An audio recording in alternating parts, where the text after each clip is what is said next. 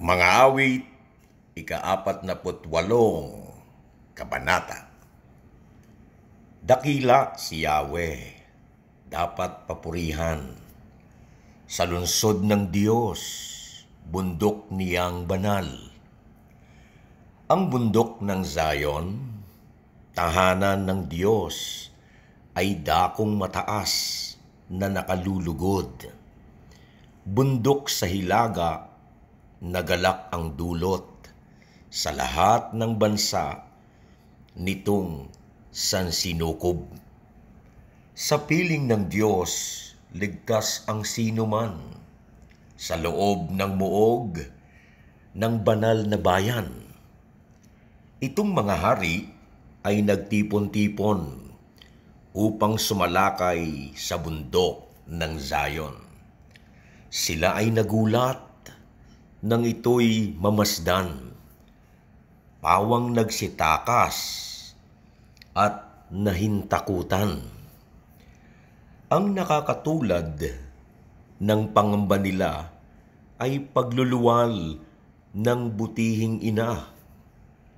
Tulad ng malaking barkong naglalayag sa hanging silangan, dagli nawawasak ang naglalakihang barkong naglalayag.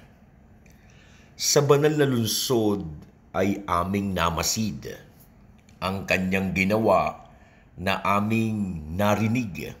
Ang Diyos na si Yahweh, makapangyarihan, siyang mag-iingat sa lungsod na banal.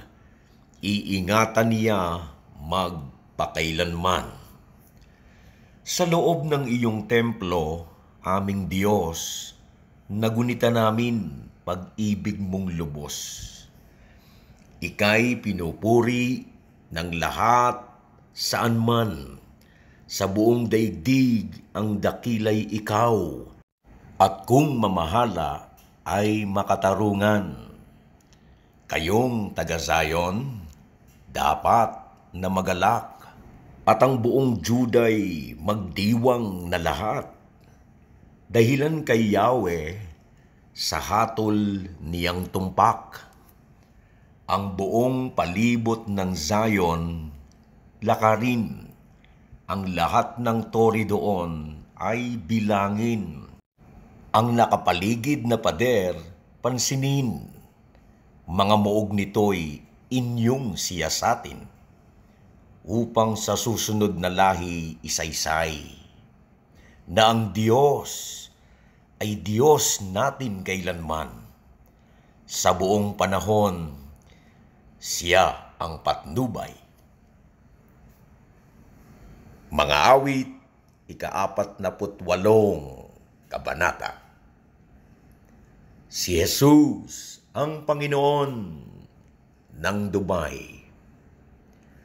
Si Jesus ang Panginoon ng United Arab Emirates. Si Jesus ang Panginoon ng Pilipinas. Ang Diyos ay mabuti sa lahat ng oras. At sa lahat ng oras, ang Diyos ay mabuti.